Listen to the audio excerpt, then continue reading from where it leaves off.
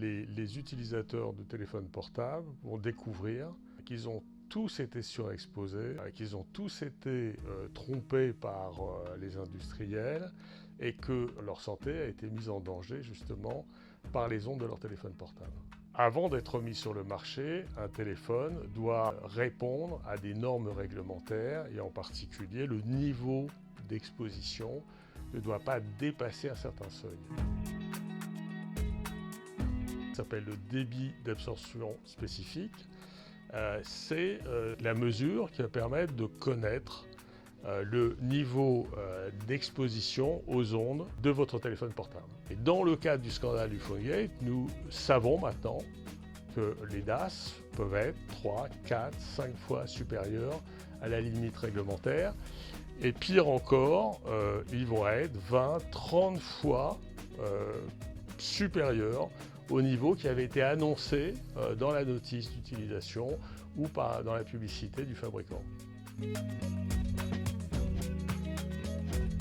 Où il va falloir changer en profondeur l'ensemble de nos comportements et en particulier ne plus utiliser les téléphones portables au contact du corps. C'est-à-dire que là où aujourd'hui vous voyez des gens avec des téléphones à l'oreille qui vont avoir des conversations longues de parfois plusieurs dizaines de minutes. Et votre téléphone, quand il est dans la poche de votre pantalon, il continue à émettre, il continue à vous exposer et à avoir des conséquences pour votre santé.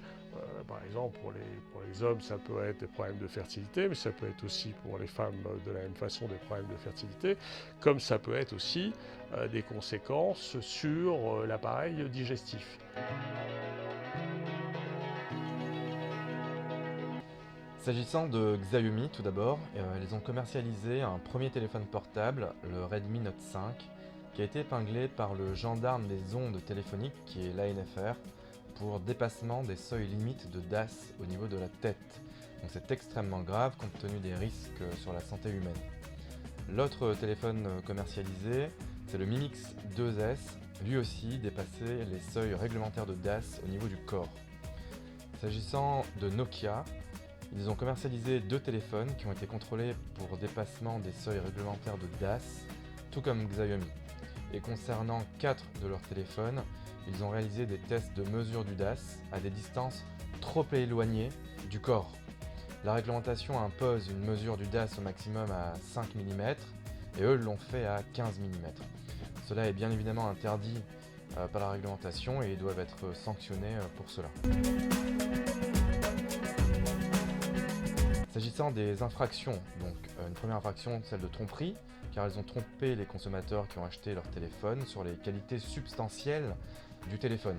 Les consommateurs ont acheté un produit qu'ils pensaient conforme à la réglementation, or il ne l'est pas. Deuxième infraction, pratique commerciale trompeuse, car Xiaomi et Nokia ont fait de la publicité et présenté leurs produits comme étant conformes à la réglementation, or ils ne le sont pas.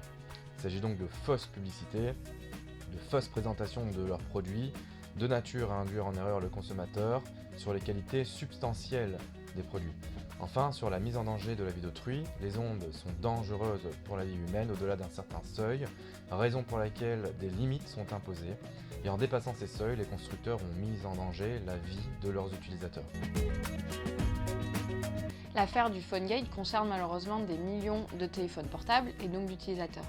La structuration d'une démarche collective est indispensable pour permettre à toutes les victimes doublement lésées de défendre leurs droits et de protéger leur santé.